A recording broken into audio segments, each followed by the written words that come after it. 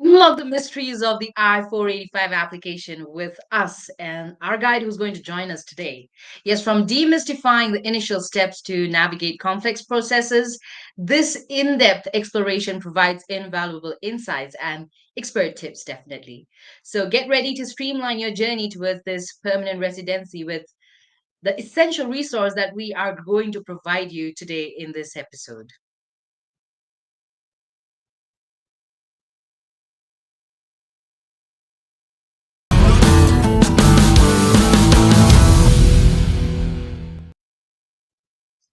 Well, I'm very delighted to extend this warm welcome to all you folks out there. Thank you for joining us here on Immigration and Jobs Talk Show. I am Nipasa Pradhan, and today we are going to be revisited once again by none other than Attorney Prashant Dubey, who has visited us earlier in many webinars discussing so many different processes. And today is, in fact, going to be the second episode discussing about demystifying the I-1 485 application, and we're going to have an in-depth guide to the introduction, the process, the complications we can face, and even the pro tips. So without further ado, please help me welcome back Attorney Prashant Dubey once again to Immigration and Jobs Talk Show. How are you doing? I'm doing well, Nipasa. Happy Friday. Thank you for bringing me back. Thank you for joining us once again. And Attorney Prashant Dubey, friends, you can check out the other webinars we've had with him in our channel on YouTube, on Facebook, and on LinkedIn. That's where we go live. Mostly it's on Fridays, though last week we joined on Thursday. So it's good to see you again. And thank you. So for, this is going to be the second part on this topic. So what can the folks out there expect from us today? Yeah, absolutely. Excuse me. So, as those who have been following this employment-based webinar series, right, really since December, I think this is episode number 5 or number 6, maybe more. But Mm. we're now reaching the very tail end of that employment-based process when it comes to the 485 application. And so we discussed it at length last week, right? This starts with what's called a prevailing wage determination, right? Then it goes to the perm processing.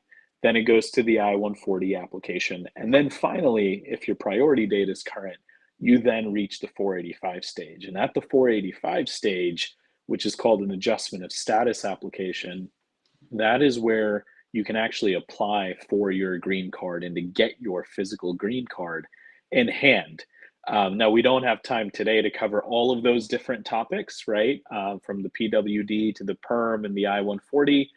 For those that are maybe joining us, on this episode, feel free to go back and watch those episodes as well with the higher IT team because they are informative. And each process, each step is really a building block to the next, right? So again, starting from the PWD, that is the foundation for your perm application, which then becomes the foundation for the I-140, and the I-140 then becomes the foundation for your 485 application. So each one of them are very closely connected and important pieces of your overall employment-based green card process.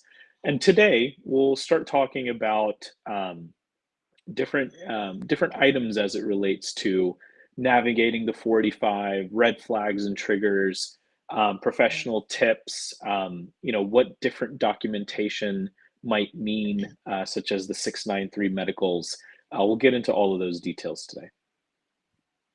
Absolutely. And frankly, your insights during our previous meets and webinars, they have left a lasting impact, and you've made things so much easier to, discuss and learn from you. So it's been very nice, simplifying the whole complex processes for us. Thank you so much for doing so. And I'm sure, today as well, it's going to be great, because your expertise will continue to enrich our show and provide, of course, valuable insights to our audience. So let's get into the topic then without further delay. And I got some more questions, that are still yet to be discussed. So the first one I want to know is how can applicants prepare for and navigate the adjustment of status interview successfully? Yeah, so this is interesting, right? Because unlike, let's say, a family-based adjustment of status process for spouses, which 100% of the time requires an interview, The employment-based process typically doesn't call for an interview. So in most of the EB1, EB2, EB3 applications where there has been a 485 application that's gone to USCIS, what I've seen is, they get issued the green card on the basis of the application alone, right? Because typically what USCIS is most concerned about in employment-based applications is, does this person have an employer, right, who's going to basically sponsor them, sponsor their green card. And once they get their green card, is that job still available to them, right? Now, there are scenarios where, some parts of that equation might change, where a red flag or you end up putting USCIS on notice that might call for an interview, right? And so that's typically situations where I've seen, if you've left the employer that filed your supplement J along with your 485 application, and the supplement J is basically the employer saying, yes, I have a job available for this person. I'm going to pay them. I have the ability to pay them. And once they get their green card, they're going to be working for me. That's basically what the supplement J says to USCIS. Now, let's say you move employers, right? Your 485 application's been pending at least 6 months. You decide, I'm going to change employers. I'm going to go to a different employer. I have a better job opportunity out there. Typically, what you're supposed to do is notify USCIS by filing a new supplement J, right? Now, if you don't do that, and USCIS sees, maybe through an H-1B extension filing that you've done, or a transfer plus extension filing that you've done, that you've switched employers, they might come and ask you, right? Like, is this employer going to provide a supplement J on record? Are they willing to tell us that you're going to be employed with them, with this new employer after your green card is issued? Other things that might, raise a flag for them, or may require further scrutiny is if you've changed locations, you've moved cities compared to the job that you were originally sponsored for and that was in your supplement J, you're now in a completely different city. So they're going to want to understand, is that job still available, right? Maybe you've gone to a different city for new employment, right? So is that new employer, again, are they going to file a supplement J? So those are the circumstances where I've seen that USCIS might say, hey, look, for this employment-based petition, we want to call this individual in for an interview because something's not adding up when it comes to, the employer that's filed a supplement J and the employer he's with now, right? Or maybe your supplement J was filed by your previous employer that initially sponsored you, and you're with a completely brand new employer now, right? So those sorts of anomalies and discrepancies will raise a flag of sorts to USCIS, and chances are that they could call you in for an interview.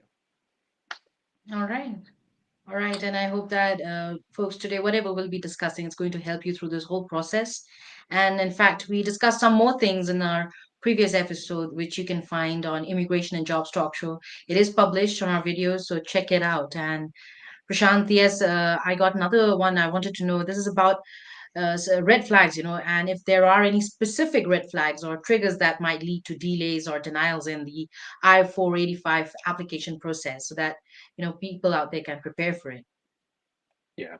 So I would say, to kind of baseline, right? The 485 application is extremely rigorous in nature, right? In the sense that, USCIS is going to check, do a background check through the FBI database. They're going to do a security check.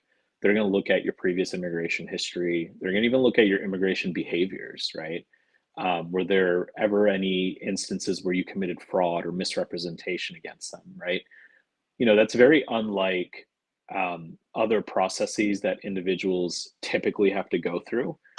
So, for example, they don't do that level of check at an I-129 or at an I-140 stage, right? So, if there's something in your history that may require, for example, a waiver of inadmissibility, bring it up to your attorney, whoever you work with, so that they can address it. Perhaps you've had some overstay in the past, right? And then you came back to the US. You're going to have to disclose all that information, right? Those are things that will raise a red flag. Now, they're not the death penalty for your 485 application, but it is something that USCIS is going to take a closer look at.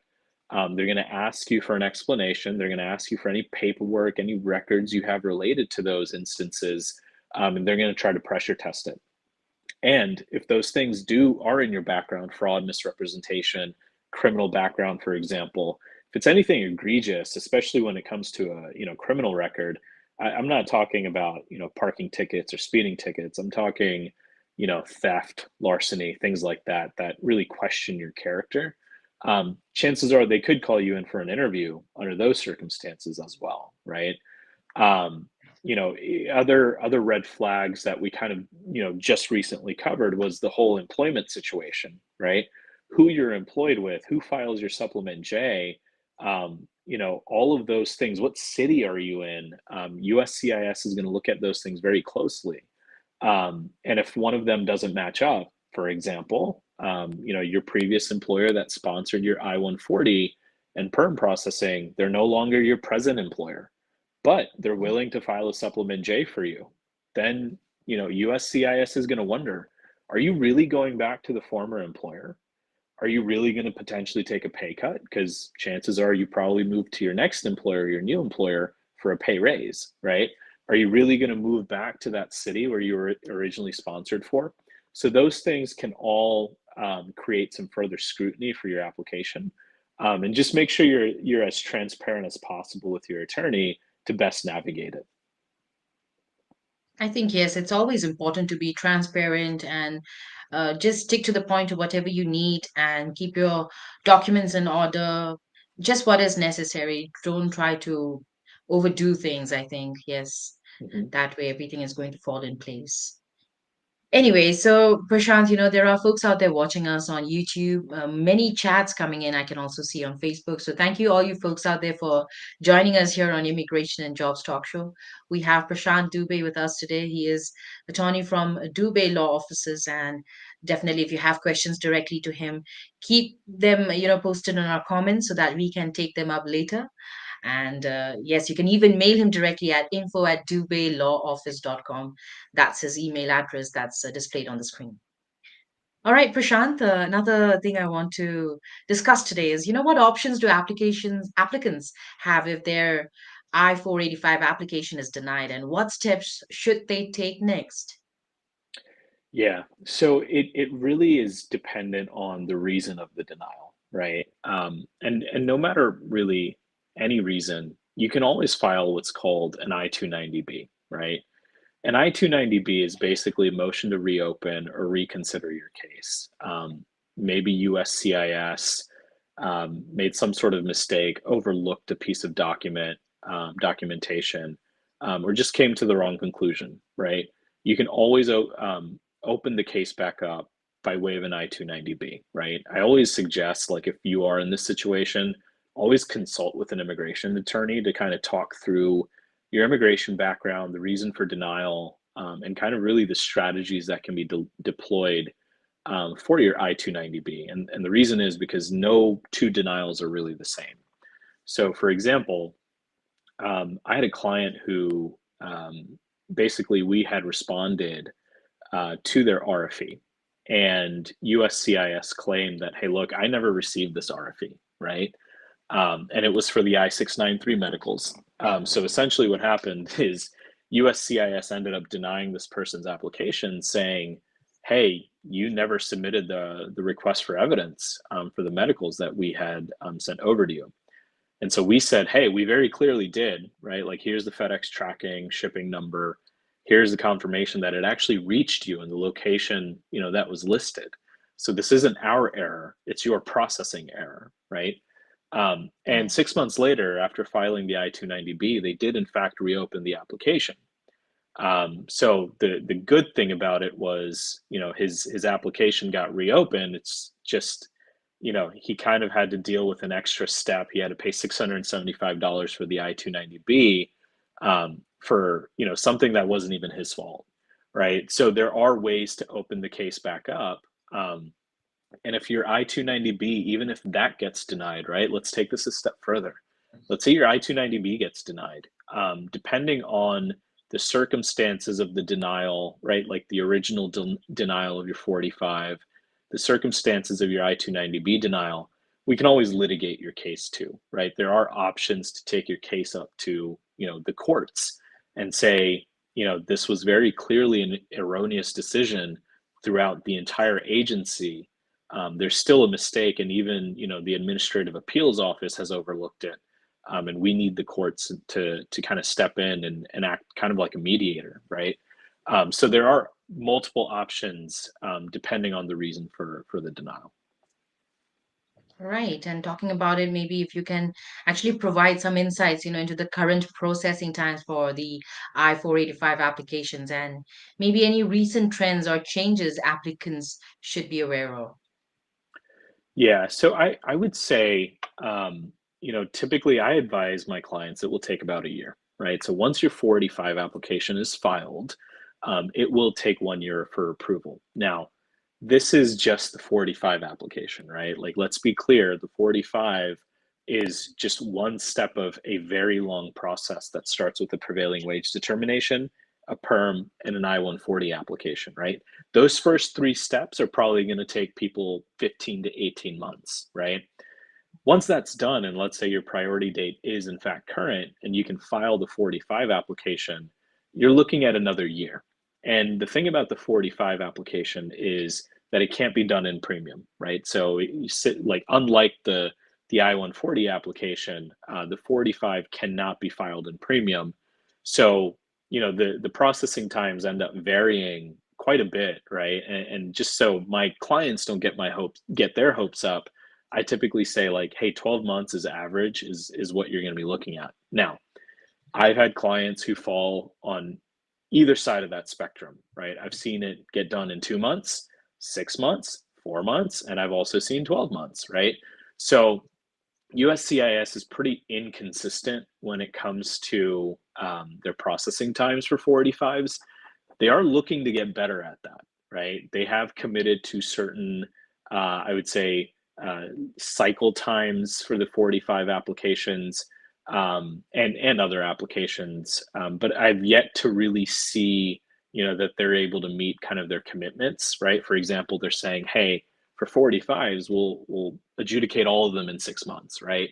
But I'm still kind of seeing it all over the place. So I think they've committed to a goal, but I don't believe that they've actually operationalized it, right? And figured out how can we scale this out to the thousands of applications that we get, every year.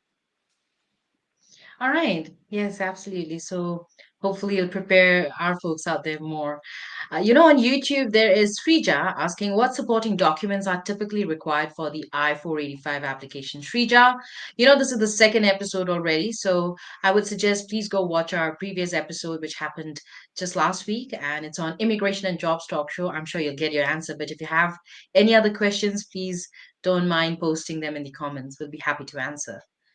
All right, moving on, Prashant, are there any circumstances under which applicants might be eligible to file the I-1 485 application, the I-485 application concurrently with another immigration petition or application?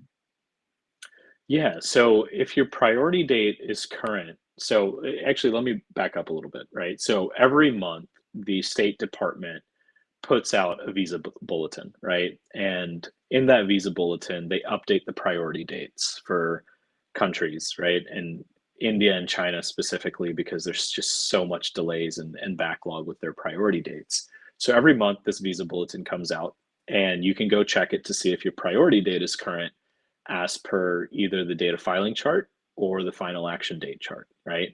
The data filing chart allows you to actually go and apply for your 45 application, and the final action date chart is what tells you when your green card's actually going to be issued, right? So even between those two charts, there can be a little bit of a lag, right? But let's say, as per the data filing chart, your priority date is current as of the date you're filing your I-140, then you can absolutely file it, concurrently with your I-140 application. In fact, I recommend that, right? So for most countries, not named India and China, the good part about doing the employment-based, process in EB2 or EB3 categories is that you can very quickly, after completing the perm process, you can very quickly get your green card, because you can file your 45 together with your I-140 application. And that's because your priority date is already current as per the date of your filing, right? Now, that's not the case with India and China, right? Which, those two countries are dealing with a significant amount of backlog right now. So their priority dates are lagging behind in 2012, for example, in the EB2 and EB3 categories.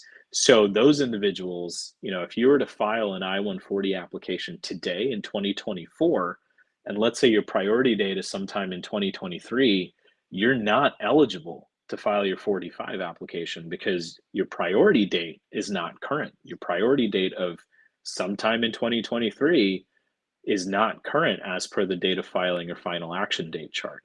And so in some circumstances, of course, it's possible depending on whether or not your priority date is current.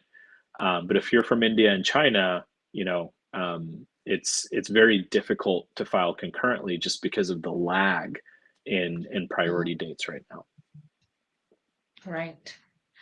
So I'll just say patience is the virtue. Just stay right on your path, stay transparent, stick to the point, and I'm sure all things will fall in place. Don't forget to pray as well, I guess.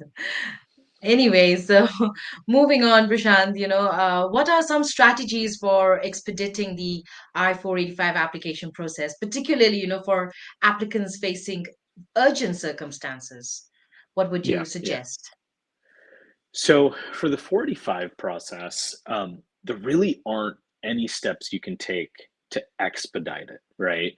So when it Mhm. comes to handling or handing somebody a green card, USCIS is going to take its time to really run their proper background and safety checks, on an individual, on their families as well, right?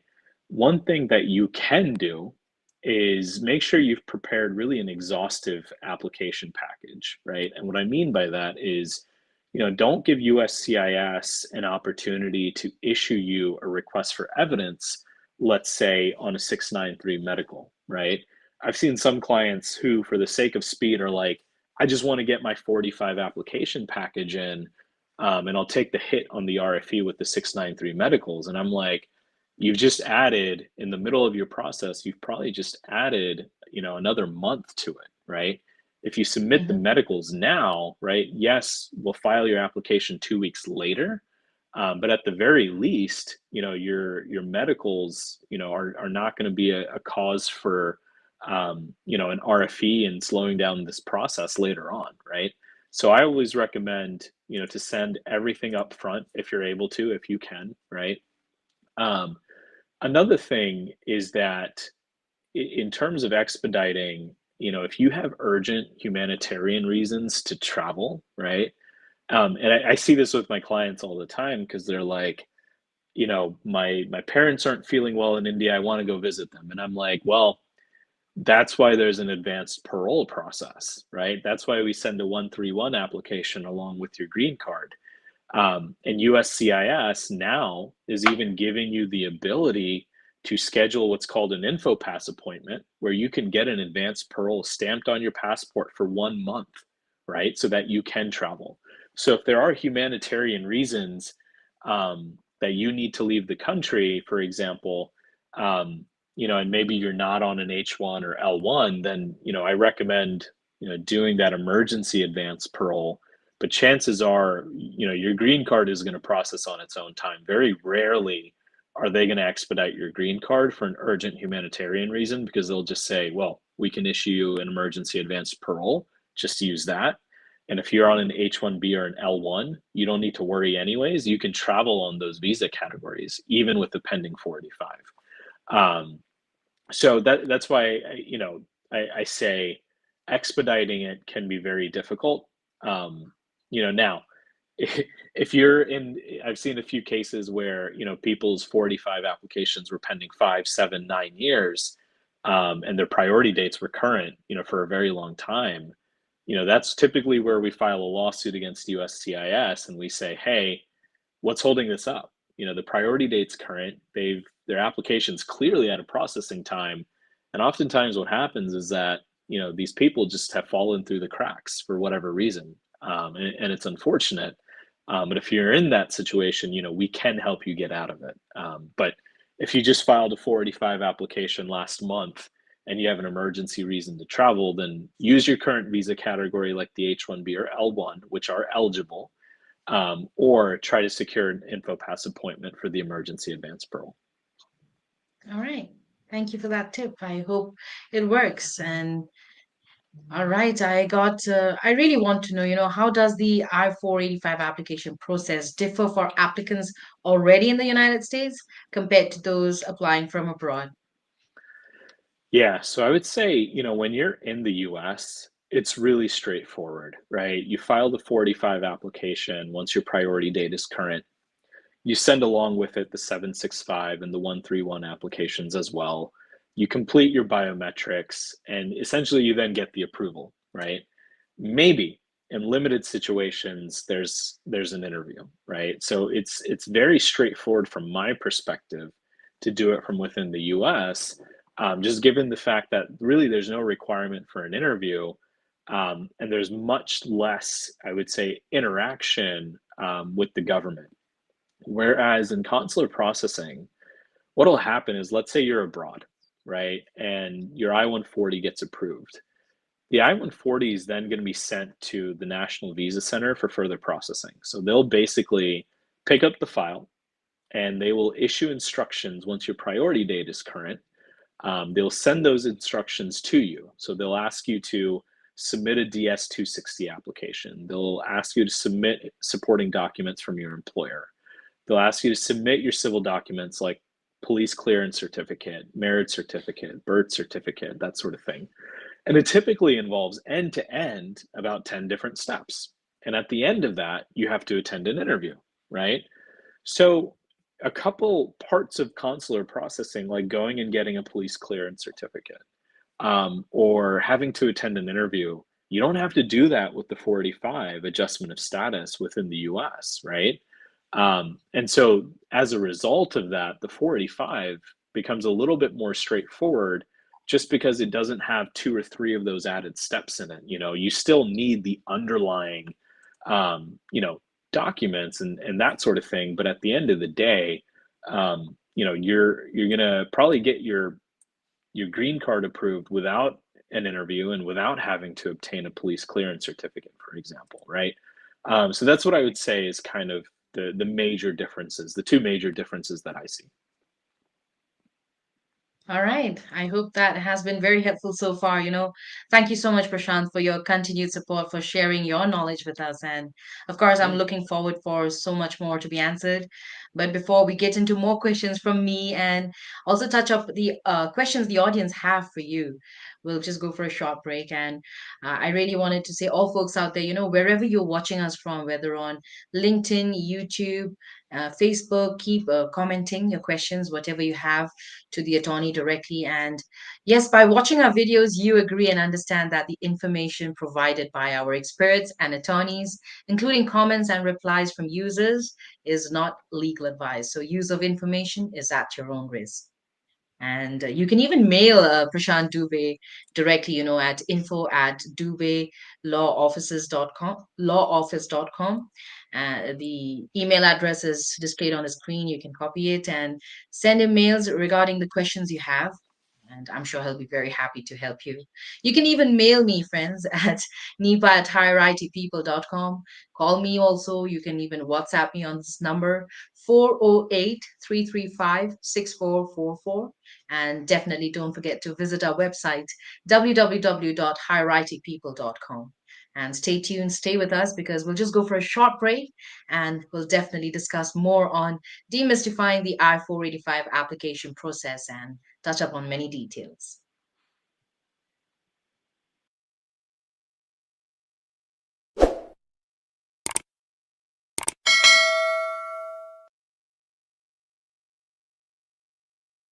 Are you an IT consultant seeking a new opportunity? We offer job placement services for US citizens, green cards, EADs, and visa holders. We also sponsor various work visas like H1B, E3, TN, and green cards. 20 plus years of experience in the industry, exceptional employee benefits, highly rated by our employees, global presence with 200 plus recruiters and direct clients. Connect with us. Call us on the number 833 412 8472 or mail us at support@higheritpeople.com or visit our website www.higheritpeople.com. Welcome back, all you friends out there, to Immigration and Jobs Talk Show. I am Nipasa Pradhan, your host for today, and it's been a very overwhelming journey with none other than attorney Prashant Dubey. And he has been discussing with us about, the I-485 application. This is the second webinar already on under this topic. Definitely watch many webinars we've had on the employment visas so far with Prashant Dubey on our channel, Immigration and Jobs Talk Show, on YouTube, on Facebook, and also on LinkedIn. And welcome back after the break. So, Prashant, yes, you all know him for sure. He is Prashant Rajendra Dubey, who's an attorney offering legal advisors in business, tax, immigration law matters. And it's been very nice having you here with us, Prashant. Thank you once again. Yep. No, thank you again to the higher IT team for hosting me. Zayed, thank you for all the work you do in the background and making sure we're set and everyone can hear us. Nipasa, I appreciate you hosting and facilitating the sessions, and Dan for leading the charge. So I think overall great group effort. So thank you. Thank you. Thank you. It's really such an honor to have you here. And we'll get into the topic again, still have some more questions to discuss today. And Sure. maybe you could just tell us, um, can you probably discuss the role of medical examinations in the I-485 application process and even offer guidance on how applicants can fulfill this requirement? Yeah, yeah. So the 693 medicals, right? And taking a step back, it's one piece of the 45 application package, right? So typically in a 45 application, what you have is a 485 adjustment of status application. You then have your 765 EAD work authorization application, right? And then you have your 131 advanced parole application. Those are the three most common ones that everyone hears about. And then they kind of know like there's a medical exam. And what that's called is an I-693, right? And it's a very important part of the process. It's basically USCIS's way of ensuring the public health isn't at risk as a result of any immigration processes, right? So they're going to check, do you have the right vaccinations? Are you carrying any diseases that can put the public health at risk? Those are the things that are addressed as a result of the 693. And you can understand the sensitivity of the 693 by how USCIS collects it. It's a document that no one else can open up. Only the visa officer can open it, right? So once you schedule your medical examination, and that can be done very easily by finding a civil surgeon on USCIS's website, but once you schedule your medical examination, you attend it, then what's going to happen is the civil surgeon is they're gonna send you an envelope that's sealed. You cannot open that sealed envelope. You just send along with your application package. And once it reaches the USCIS officer, they're going to open it up. They're going to see it. They're going to vet it. So it's a very important part of the process, and it can either be done at the beginning when you submit your 485, right? That's typically what I recommend, so that you do it, it's over, it's done with, there's no RFE issued with it. Or if you would like to get your 45 application in quickly, and you're willing to wait for the 693 medicals for whatever reason, then USCIS will issue an RFE for it, where they'll ask you to go to a civil surgeon, schedule your appointment, get that sealed envelope back, and then send it back to them. And It's very, very important that you kind of follow the procedures of the civil surgeon. So I've seen circumstances where people will refuse to take vaccinations for one reason or another. It might be religious reasons. It might be reasons related to like they only take homeopathic medications. Um, and USCIS likely will not issue, a 693 waiver on those grounds, right? Like if it's a religious reason, it has to be very well documented. If it's because your preference is to take homeopathic medication, they don't care, right? Um, them, they're interested in the public health, and they want to make sure you've been vaccinated with at least all the baseline vaccinations, definitely the COVID vaccination, that sort of thing, right? And so I've had clients will try to argue back with me, like, let's try to get a waiver this way or that way. And I'm like, look, guy, you waited 10 years to file a 485 and get your green card, and you're going to let the medicals get in your way, at this stage. So, it's not like a reasonable thing that you can even think to fight on. Like the 693 medicals are extremely important. And in very rare circumstances, can you get waivers for vaccinations, right? And that sort of thing. Absolutely. It's important to see that everybody is safe, with your travel, with you going to the US. So, all the vaccinations in the list, I hope you have checked all of that and prepare yourself. All the medical examinations, all the best for all of that. So, you know the trick now. There is nothing you can escape. So, get on to each of them, all right? Yeah, yeah, definitely, So, definitely my take your advice, your baseline. yeah, Prashant, sorry. Uh, I was just going to say, definitely take your baseline vaccinations. For sure, for sure. You cannot miss out on them. All right, so Prashant, what advice would you give the applicants who are considering hiring legal representation to assist them with their I-485 application?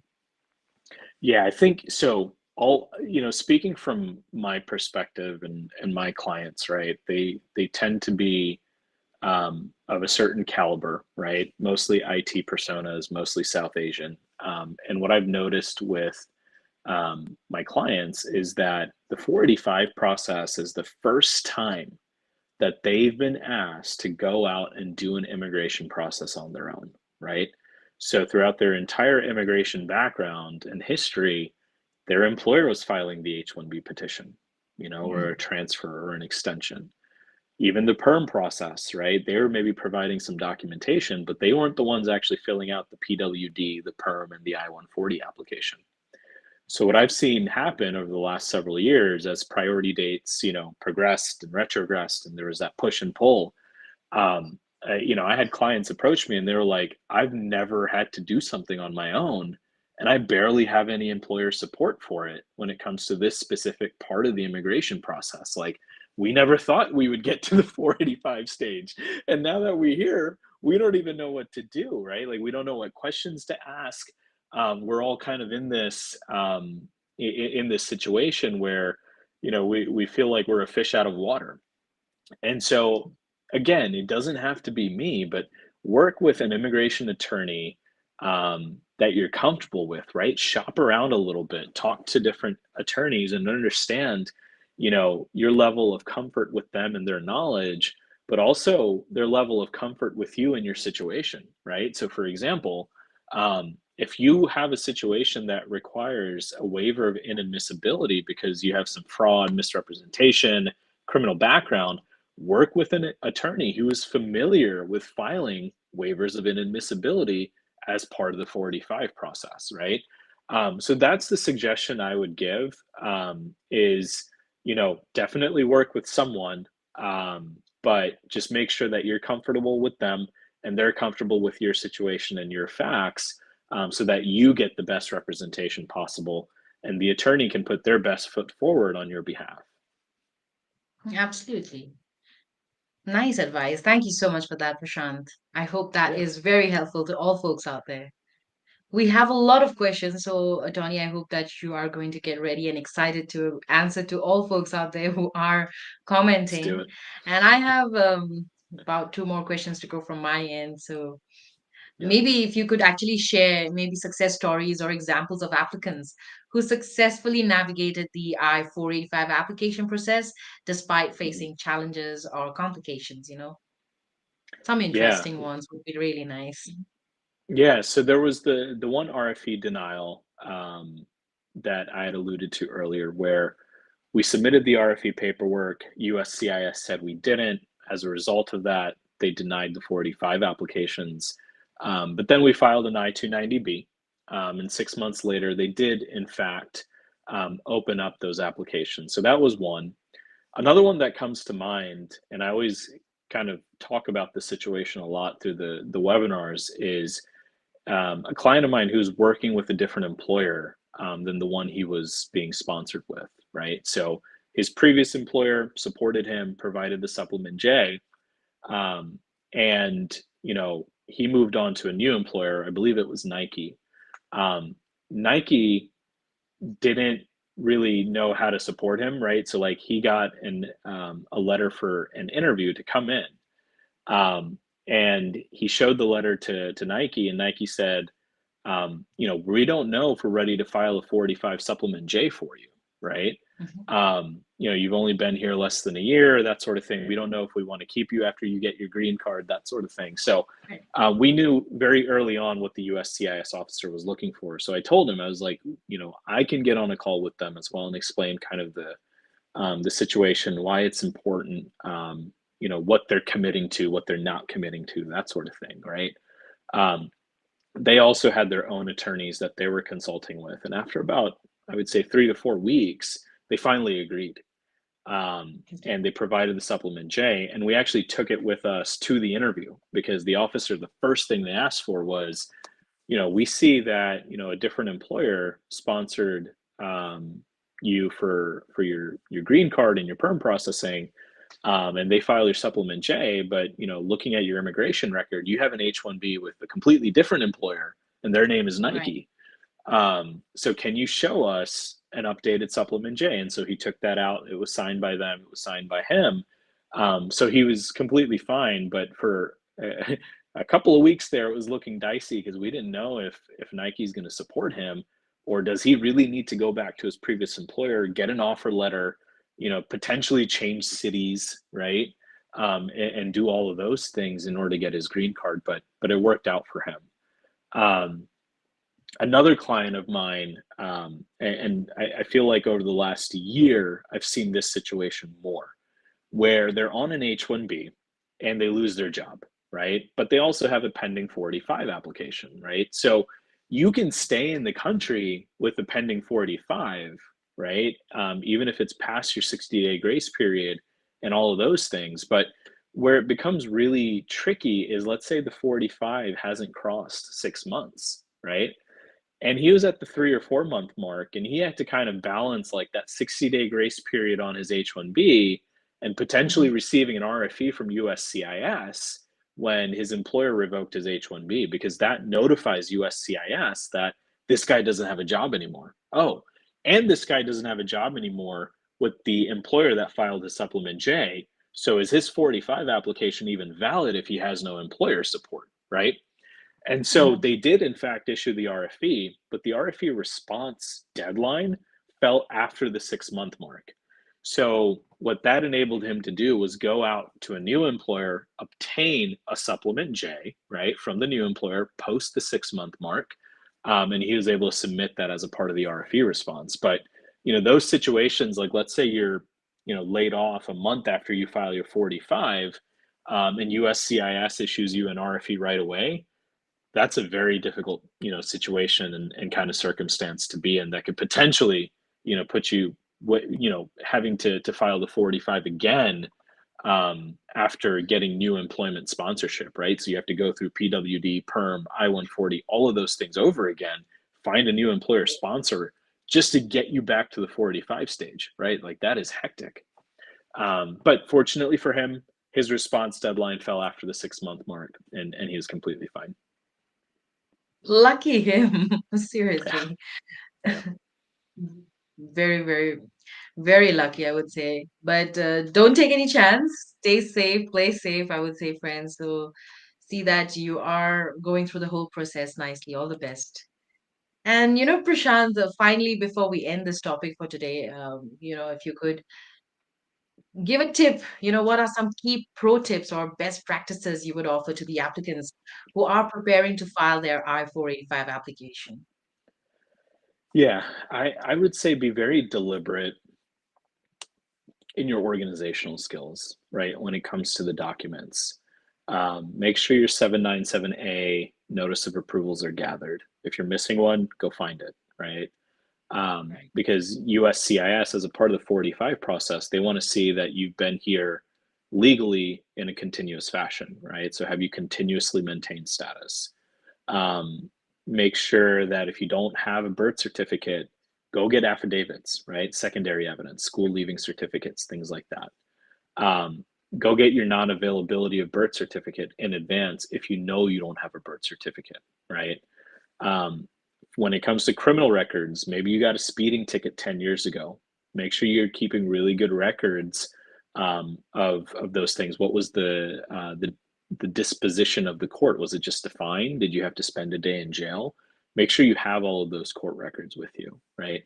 So I would say be very deliberate in how you organize your documents and what documents you're organizing. When it comes to trying to expedite your process, make sure you do the 693 medicals at the front end as opposed to maybe waiting to get it done. So those are the few tips and tricks that I would recommend when it comes to doing a 485 application. And then I guess the last thing I would say is just work with an attorney you're comfortable with, because chances are you're going to be working with them for at least a year until your 45 is approved, right? So it really is a partnership and that kind of relationship. Absolutely. Wow. We've actually covered the whole process, the whole employment process. Uh, how many were there? How many applications were there? All in total up to this 485 application? I think four, right? PWD, perm, I-140, the 45, and with the 45 you got 765, 131, 693, Right. right? They just got like other things that come along with it. So it's a very Right. robust process. But yeah, I think we Absolutely. covered it And in 7 webinars. right, it took us a while because it's so detailed and we cannot miss out on, you know, because everything is important. There's nothing you can actually let go of without discussing. So, hopefully, Yeah. friends, it's been very, very helpful. And you may have missed out on the other webinars, but the good thing is that they are published in our channel, So, go find us. We are there on YouTube, Instagram, on Facebook, Immigration and Jobs Talk Show, and very happy to help for sure. So, let's get into the questions that folks out there have posted for us. And uh, let's start with. Ismail on Facebook, Ismail Ish, asking what's meant by retrogression. Maybe just a little Yeah. detail. Yeah, so I can give you an example, right? So priority dates are always moving targets. So when you look at the visa bulletin on the State Department's website, you'll notice month over month priority dates change, right? Typically, they move forward, right? That's how they're supposed to go. In some instances, they move backwards. And so what we saw in, for example, October 2020, due to COVID, due to the embassies being shut down worldwide, there was spillover of green cards and unused green card visas. Those spilled over to the employment-based categories. And so what we saw was priority dates moved up, especially for countries like India and China by 2 or 3 years. Then what we saw at the end of 2022 was a retrogression.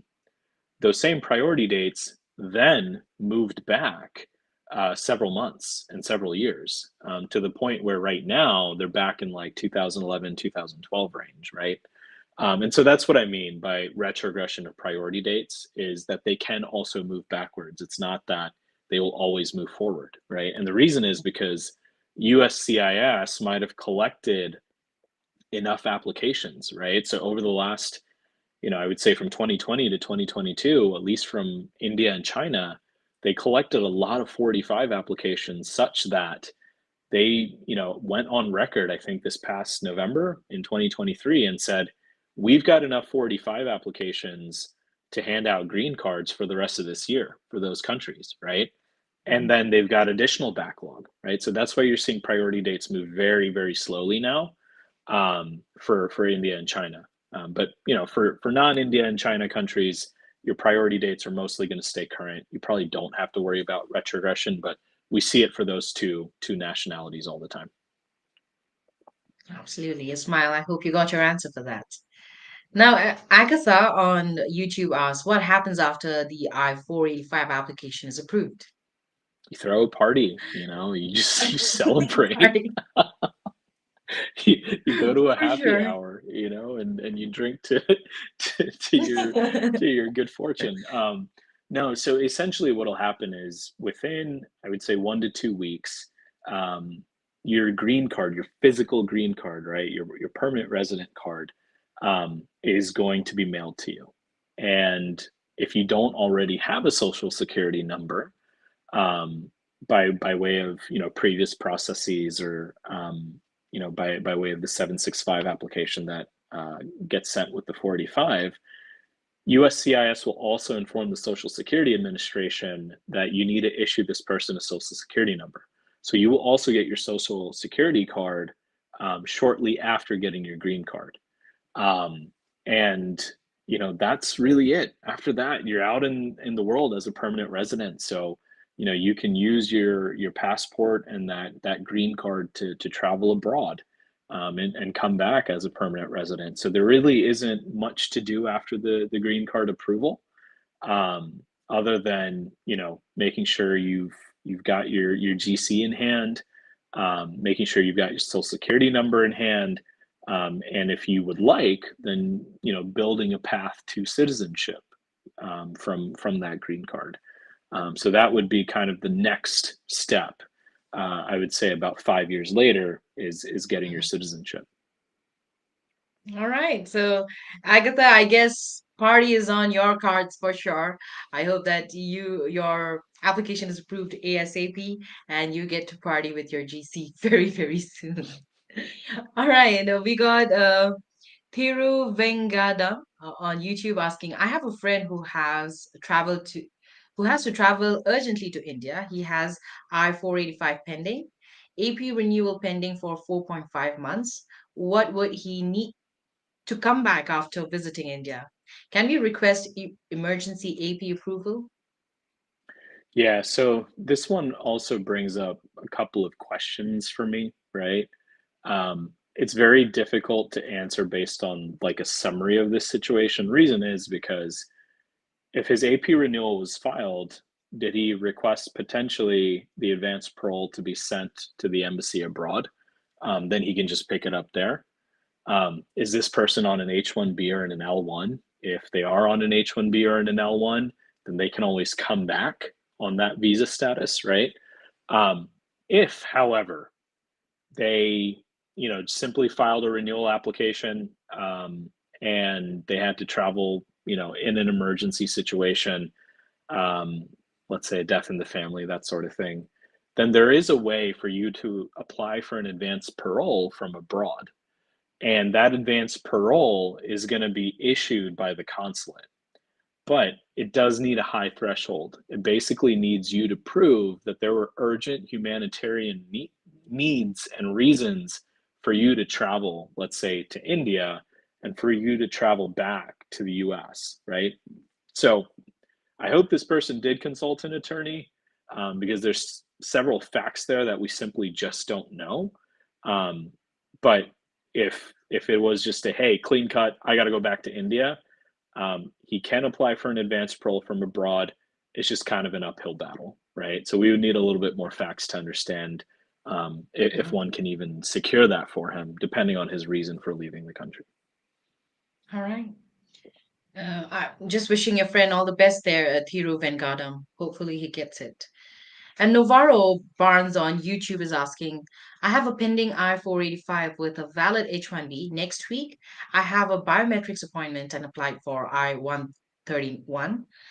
An issue if I leave the country after my biometrics appointment?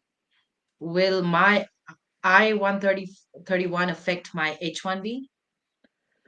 Yeah. So fortunately for you, right, because you are on an H-1B, you can travel, right? You can travel with a pending 45.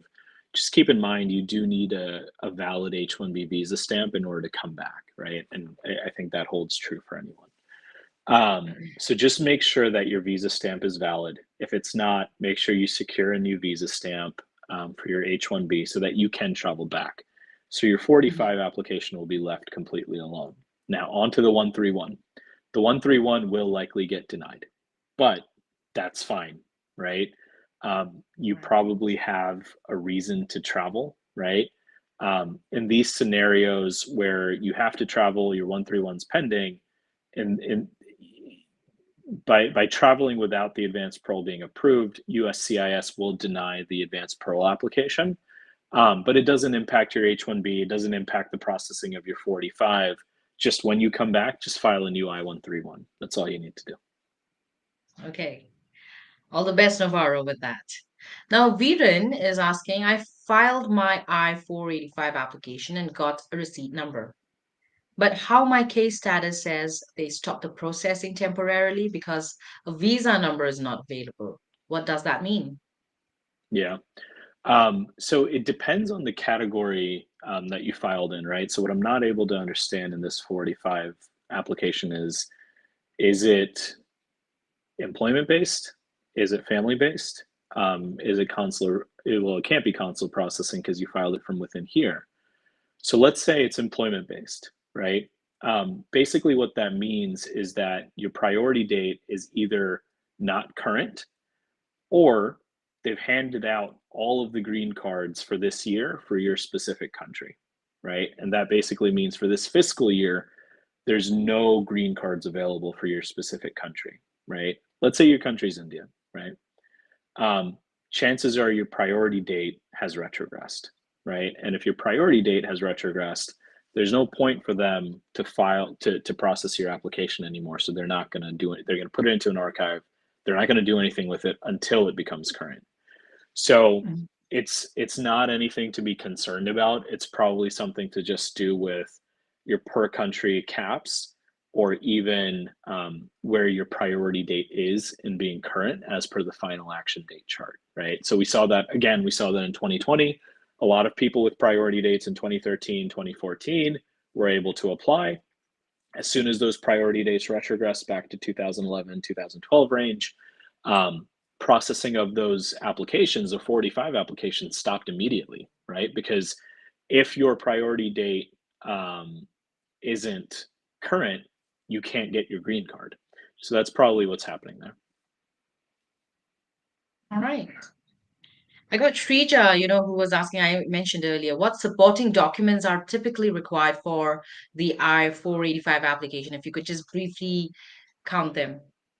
Yeah, yeah, absolutely. So I would say the number one important one that can be overlooked is the supplement J, right? The supplement J is what's filed by your employer to support your application, and that's them saying, hey, once this guy gets a green card or this person gets a green card, we're sponsoring their employment. The other important one is the 693 medicals, right? The medical documentation, medical examination paperwork that needs to go to USCIS. The other documents will include, like a copy of your passport, your I-94 record, your birth certificate. If you don't have a birth certificate, then your affidavits or a non-availability of birth certificate. Copy of your 797As, copy of your I-140 approval notice. If you're a derivative applicant, you're going to need to show your marriage certificate, right? If you're a derivative child, you're going to need to show your birth certificate, right, to prove that relationship with the principal applicant. You'll also need to send 2 passport style photographs for each application, 485, 765, 131, for example. But those are, I would say, that pretty much highlights all of the documents that need to go with a 485. All right. All the best, Shrija. And I got this one. It's the last question we'll take for today. This is spouse related. And Ranjan Charanya, spouse on H-1B filing EB-1A. After I-140 approval, can spouse work before I-485 filing? Forum suggests no work until I-485. Is it accurate? So if your spouse is on an H-1B, file self-petitioning an EB-1A, um, their I-140 has been approved in the EB-1A category, what is stopping them from continuing to work on an H-1B, right? That's kind of my thought process. Just because you have an EB-1A I-140 approval does not mean you lose your H-1B status, right? Um, in fact, I have several clients who get EB-1A approvals while on H-1B, and they continue working on H-1B until they get their green card, and then they tell their employer, "Hey, I got my green card. Update my I-9." Right? Um, so I'm not sure why you're getting feedback that you're not supposed to work until the 485 is filed, especially if you have an H-1B already in hand. You just continue Mhm. working on that. All right. All right.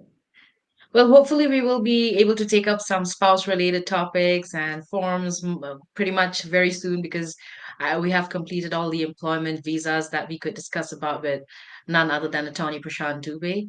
Thank you so much, Prashant, for your continued support and, for sharing your knowledge with us under all the topics we discussed in the several webinars we had in the past and also today. Thank you for joining us today. Yeah, absolutely. Thank you for having me. It's always a pleasure.